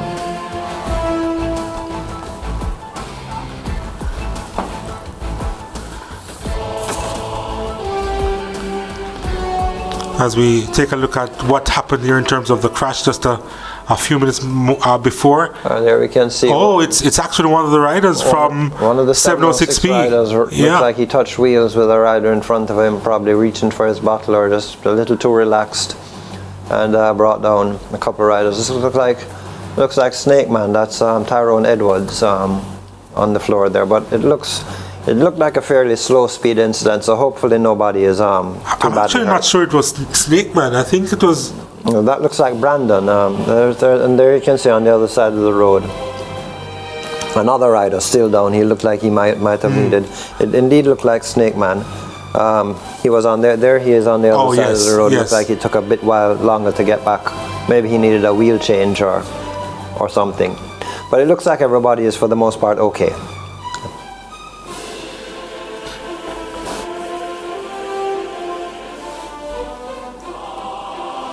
That my guess would be that's Maduri, otherwise known as sliced bread. Not getting a very good visual of him. Well, yeah, this is the third pack that we're looking at. The leaders are way out in front, and maybe we'll have some indication as to how far in front they are. I think by our crude math, I think we were looking at close to 4 minutes. Yeah. By the time this group made the turn. They are way out in front, and this is the final leg, so to speak, from Falmouth back to Witter Village, and as they come out of one parish into another, from Trelawney to St. James, and we have still over 20 kilometers to go here. I think we probably have about 20 minutes, 20 kilometers left. And then these riders who want to get off the bike, start rehydrating, take a massage if they can, go get some food and go get some sleep, have a team meeting, and then start doing it, get ready for tomorrow. What would the recovery be like, though, in terms of what they'd specifically have to do? get off the bike. If you can, get a massage. Ice bath? If you have an ice bath, yeah, that helps muscle recovery. Largely eating and hydrating, and being off your feet, sleeping as much as you can if you can. Some riders will actually go for a small ride this afternoon just to keep the muscles slightly engaged. Nothing strenuous, but just to ride out some of the lactic acid that's built up in today's race. So this is a chasing pack, and I suggest that you'll be seeing them for the final time here, as there are quite a few, just a couple miles down the road, as we take a look at the finish line at Witter Village in Montego Bay, and they are about, I don't know, maybe another 20 minutes away or so from the finishing line here. And you can see the breeze on those palm trees, Donald. You can see how violently those palm trees are rocking. So you can see what those riders are dealing with. This breeze will be carrying them to the finish line. So this is good. This is a good breeze. They like being dealt this hand. This is a good breeze. Yeah, that will be, no doubt power their way through. They'll be catching speeds of up to 38, 40 miles an hour on parts of this run into the finish with the tailwind. Yeah. So we saw the chasing pack, or we should say the third chasing pack. You're going to take a look at the second chasing pack, so to speak. Looks like 3 riders have gotten away. Yep. One of them from Team 8 and 2 of them from AVR.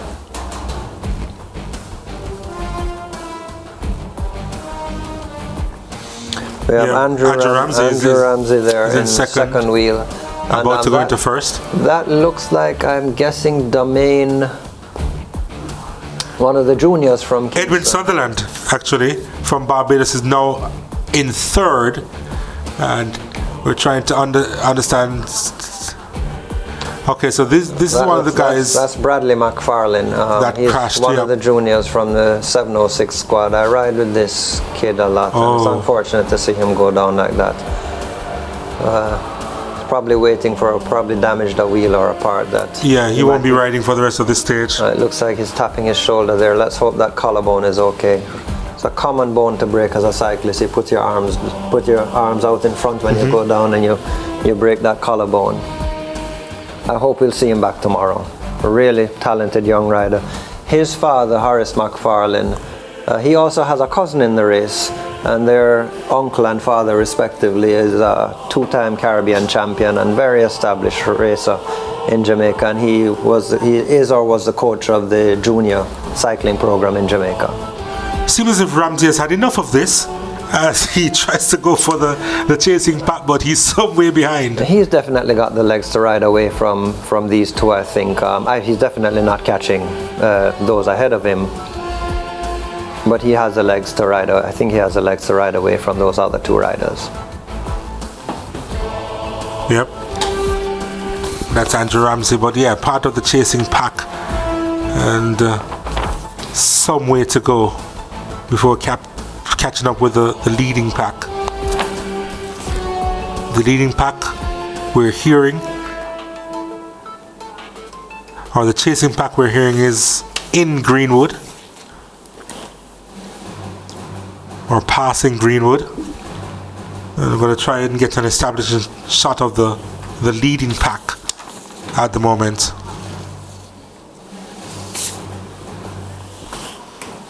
So there's the leading pack.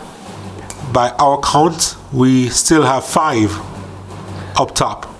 And but that's the Ibero Star Hotel we're seeing off there in the distance. I think they're about probably 2K from that, and possibly another 5K to the finish. So we're under 10Ks from the finish here. They are really pedaling past Long Bay now, and they are approaching Ibero Star, this leading pack. There's a little drag heading right by the entrance of Ibero Star, and maybe a spot where one of these riders can think he's gonna inflict some pain on the others and see if he can make a move.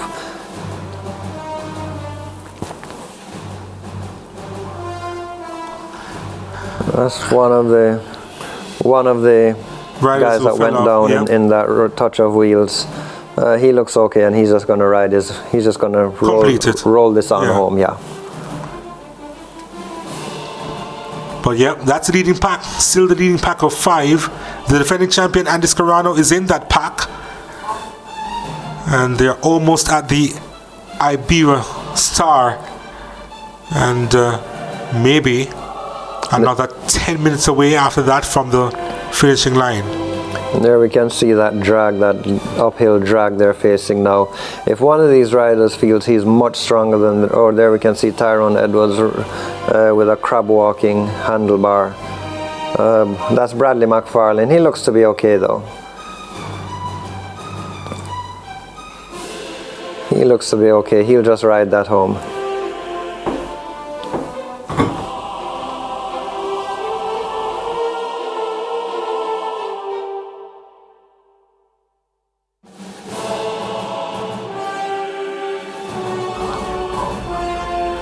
So this is a leading pack of 5. We saw there Bradley McFarlane riding his twisted bike to the finish line. I think he's going to have to ride that all the way home, because his team car has 2 riders at the very front.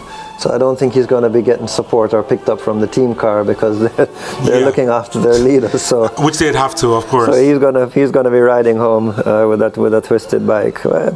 We do that from time to time, so he'll be okay. And of course, they are allowed to repair their bikes ahead of the second stage as well. Yeah, they're allowed to repair their bikes on the road if they have a support vehicle, or they have the availability of the parts.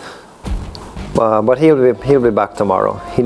I saw him clutching his collarbone, like I was worried about that being damaged, but he looks like he's okay. Yeah, it seems as if he's fine now. And this is that drag up to the Iberia Star. So you can see one rider getting tailed off there a little bit. He may be putting himself in a position to make a move, or he may be having a hard time. But this could be an attacking opportunity. This little drag here could be an opportunity for a rider to go clear, and if he's feeling stronger than the rest.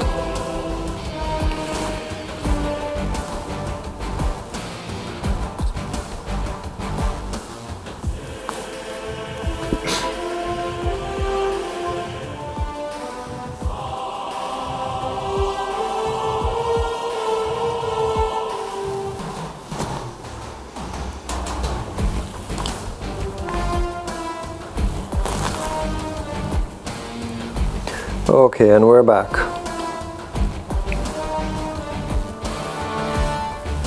Yep. Still the pack of 5. We don't see any discernible difference from the last time we did see them. And they're over that little drag, and there's been no attack there. So I think we're looking like we're going to see a bunch sprint or a very late, close to the finish line attack by one of these riders.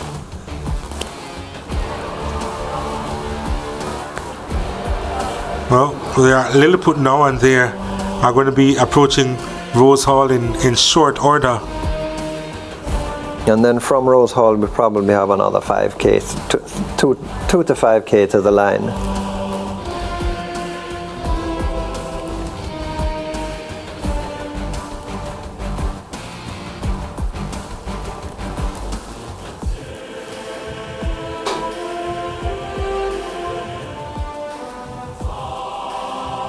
I wonder what we're going to see built here.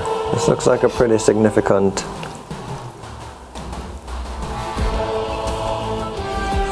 I was in Montego Bay this week, and I drove right by this and didn't see it. Well, probably if you flew by it, you'd have seen it. Yeah, ask some questions, and maybe we can tell you what's going on here tomorrow. But obviously a massive development on the way. I put my money on another hotel being established. It's looking like that.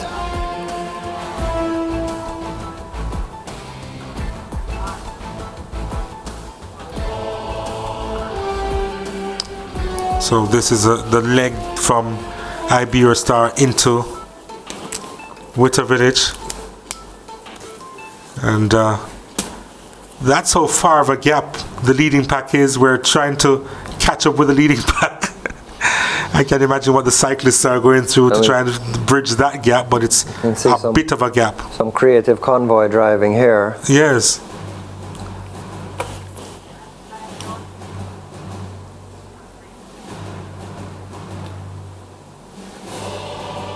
The support vehicle is passing Iberostar now. Yeah, so we're pretty close to the leading pack.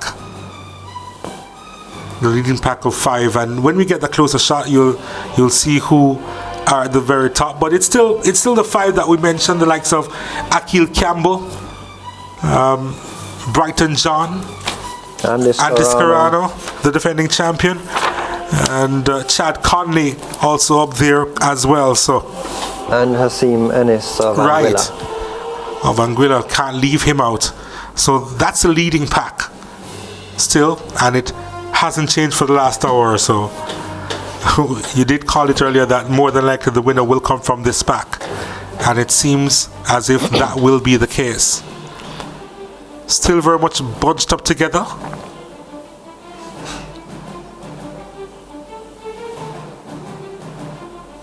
I think they have passed Rose Hall. Yep, they're passing Rose Hall now. Yep. And this is actually Sea Castles.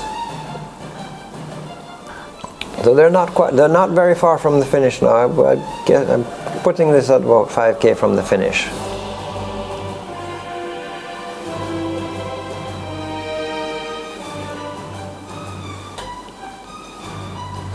And it looks like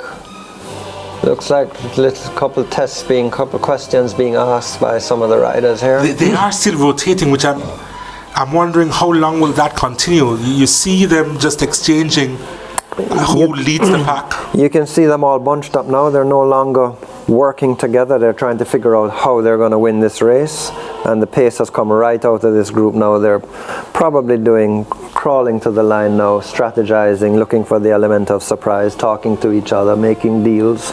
Making deals which probably won't be made. Teammates talking to each other, seeing who's going to work for whom, where they're going to make a move. Is there a bit of trash talking that may be taking place as well? Sometimes in fun, yes. Because you did say that this is also psychological, right? Cycling is part physical and mostly mental. Which part did you have the most fun with? I had the ability, I think, to endure pain more than most people. There were more talented riders out there, but definitely. But when it came to suffering, I had the ability to suffer a bit more than most. So if you're a boxer, you'll be a rope-a-dope. that's what you're essentially saying. All right. I was better in long distance races, and for me to win a race, I needed to get away from the group. I didn't have a punch. I didn't have a big sprint, so I needed to wear riders down and put them through a lot of pain, and then get away from the group. If I came to the line with these 5 guys, I'd probably come fifth. Okay. I didn't have the best of sprints.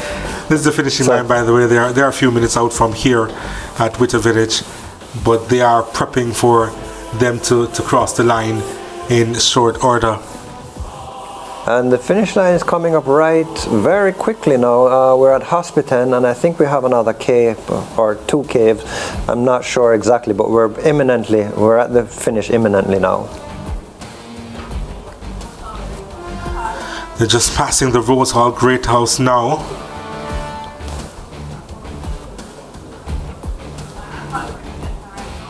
And the Jamaica Conference Center as well, over on the left-hand side, where a lot of events take place in Montego Bay. It's a beautiful lot of conference retreats. center. It is. So they are close to Witter Village.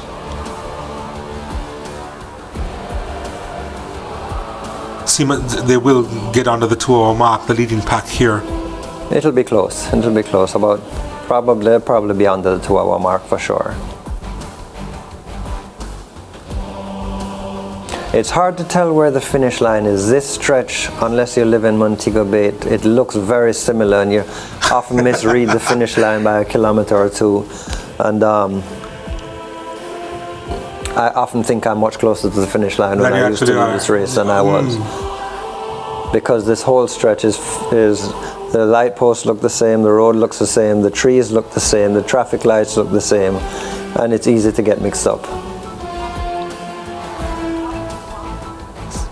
So they're passing the Half Moon Golf Course at this point in time, and even in the middle of a drought, it still looks really good. It's a beautiful golf course.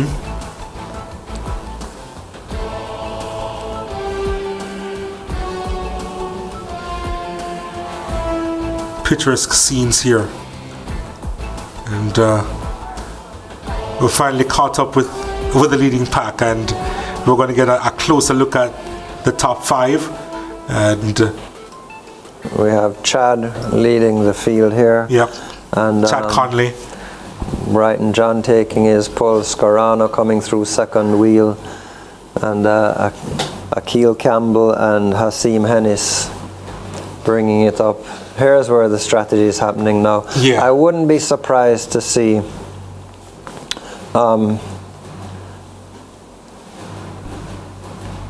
let's put it this way, if I was in this group, I wouldn't want to be sprinting against this number 44. He looks like a big beast of a sprinter. He's presently at the back, Chad Conley. So I wouldn't. If I was in this group, I wouldn't want. I don't know how he sprints, but I wouldn't want to be coming to the line with him. I'd be trying to. He looks like he would take a sprint if it comes down to a sprint.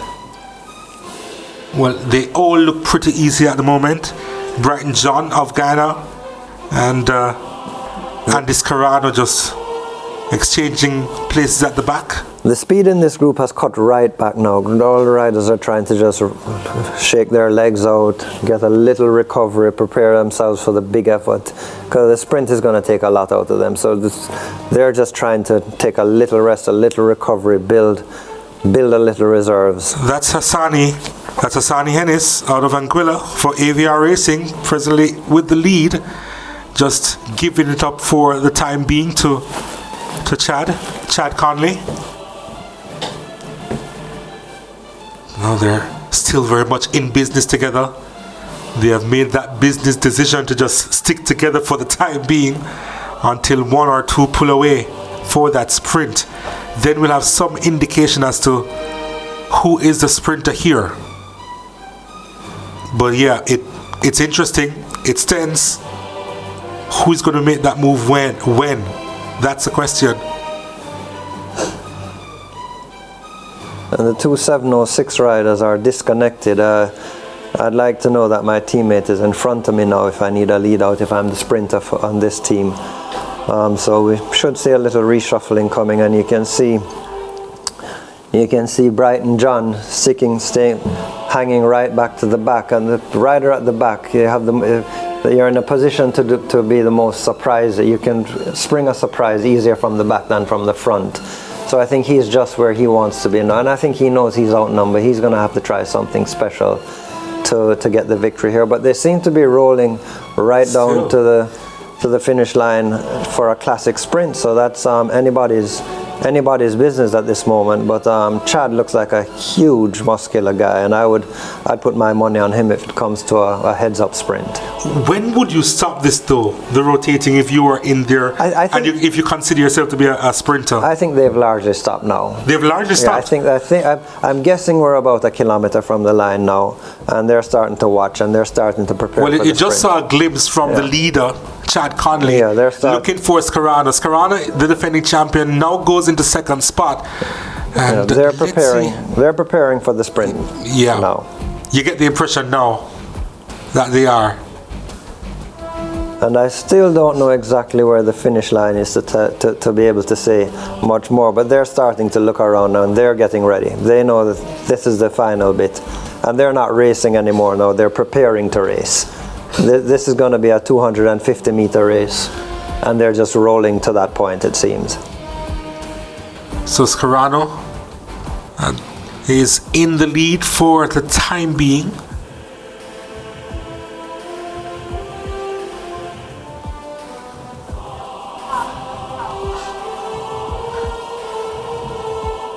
They're just about passing Coral Gardens.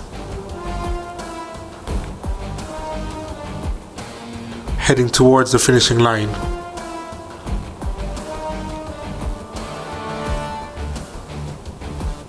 Heading towards Witter Village, to be more specific.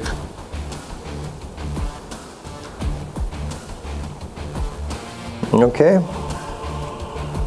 Well, there's a breakaway, a little bit of a breakaway. So, Hassani Hennis and Andy Scarano, the top two.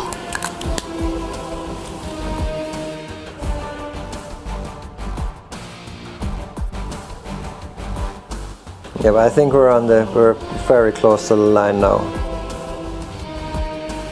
Scarano with the lead. And I get the impression here that Scarano may be riding for Chad here, but they continue to rotate. yeah, So I don't think the finish line is upon us yet. It's very hard to tell where we are to the finish line now, but we are close. And it looks like we're getting ready to wind up the sprint here. There we go. Here. So the line is upon us now and the sprint has started. Yep, there won't be any more rotating after this. It's a dead-on sprint here. And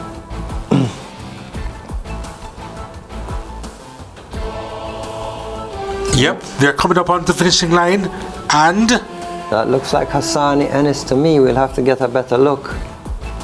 yep, it may have been Hassani Hennis who crossed the line first. That was a 1-2 by Team AVR. And here we have the main field, see how much further back they are. It'll be interesting to see if they've reabsorbed Andrew Ramsey or if he's still out there on his own.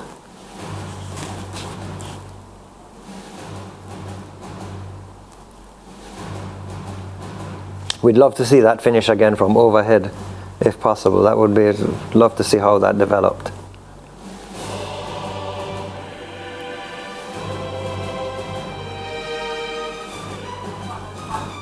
This is the chasing pack at the moment, and they are some way behind.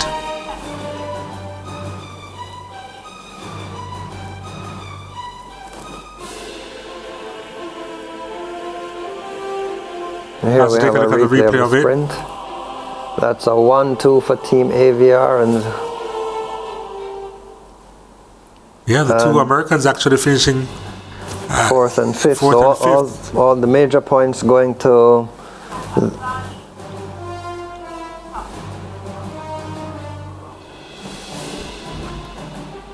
So Hassani Hennis, it seems, was the one who crossed the finishing line first. the Anguillan rider, and then he would have been followed by Brighton John of Guyana, and he would have been followed by Akil Campbell of Trinidad, and Brighton John in third.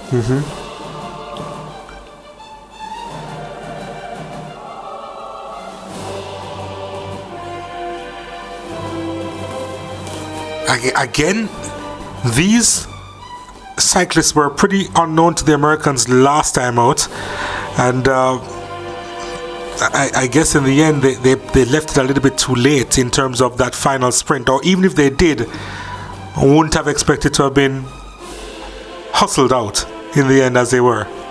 Yeah, very, very good job done by, and we don't know, they could have been possible that the 706 team had to do all the early riding to make this break, to establish this break, or could have been doing the majority of the work coming home, or it could be just that the other three riders are riding stronger than them. Yeah.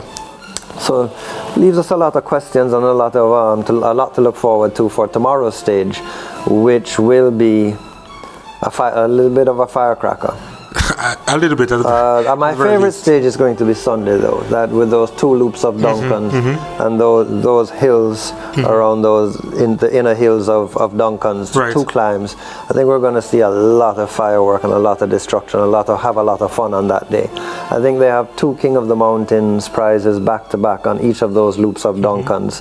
So we're going to see the race shattered on Sunday, and it's going to be fun to watch. Well, we're going to take a quick break here for more coverage of the Jamaica International Cycling Classic. When we return, we'll wrap up our coverage. Stay with us.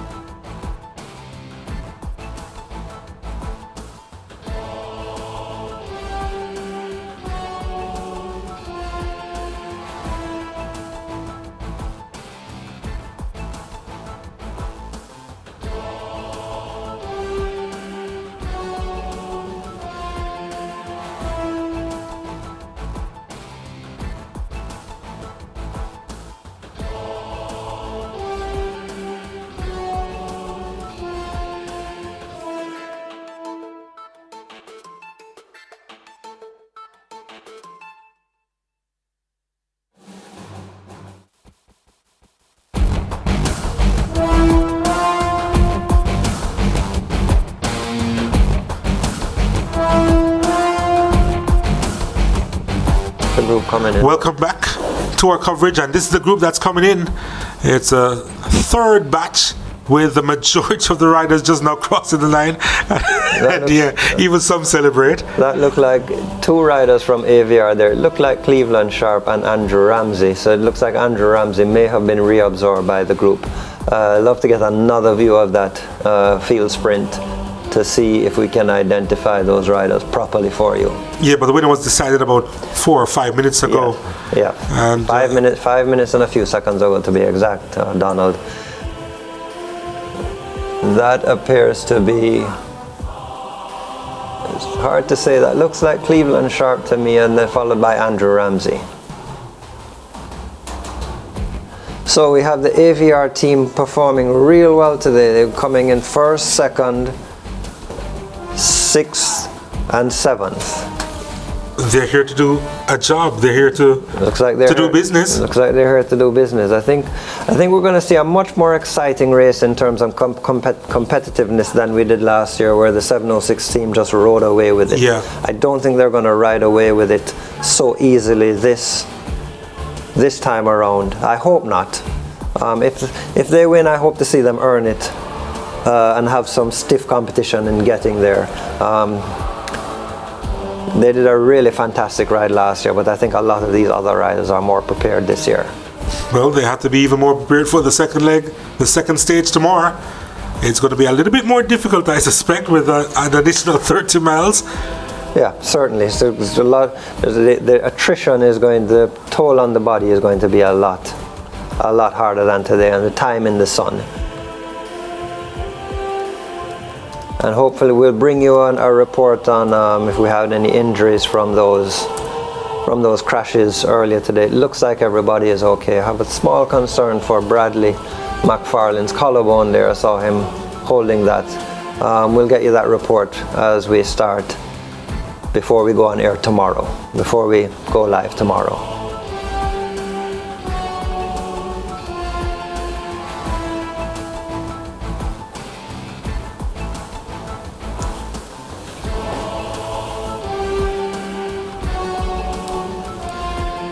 So Hassani Hennis out of Anguilla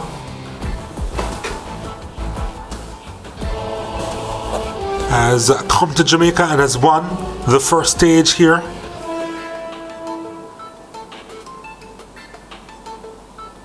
Hennis would have made his debut in his professional career back in 2019, so he's pretty much still young at this level, and just about 25 years old.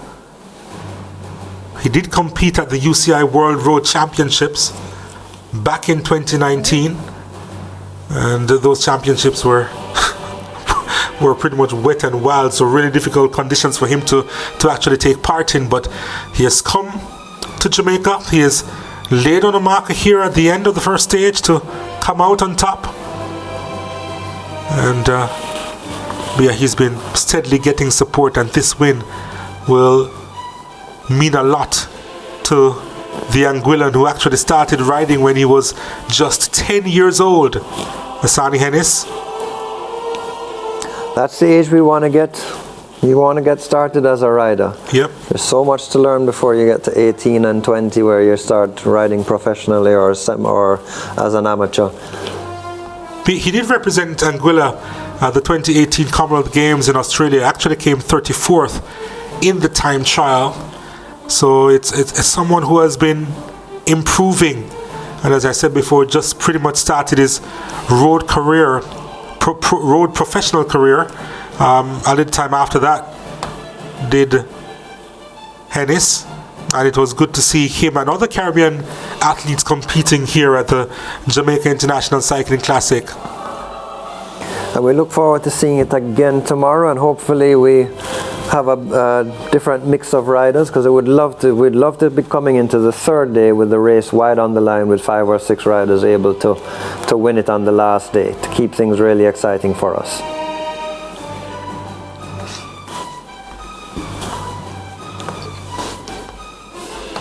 Just last year, Hassani Hennis would have run the cross-country championships in Belize, so he knows how to win these championships and these stages. And yeah, one of our standouts, and there he is crossing the line first, just ahead of his teammate, and he may be one to consider. Hennis finishing ahead of Akil Campbell and Breton John. And before we start tomorrow, we'll give a complete listing of the point standing and what we're looking at for the stage tomorrow. But the lion's share of the points have gone to these 3 riders today. Yep. A wonderful start to the Jamaica International Cycling Classic, with the ending at Witter Village in Montego Bay. We'll be back here early again tomorrow morning at pretty much the same time, at around 7:25 a.m. Jamaica time, to take you through a much longer stage that will involve us going all the way to Discovery Bay and back. We thank you for joining us here on the Home of Champions on behalf of the hardworking production team and Mr. Kynan Cook as well. Thank you so much for coming once more, and we'll be back tomorrow morning to do it all over again. Stay with us on SportsMax.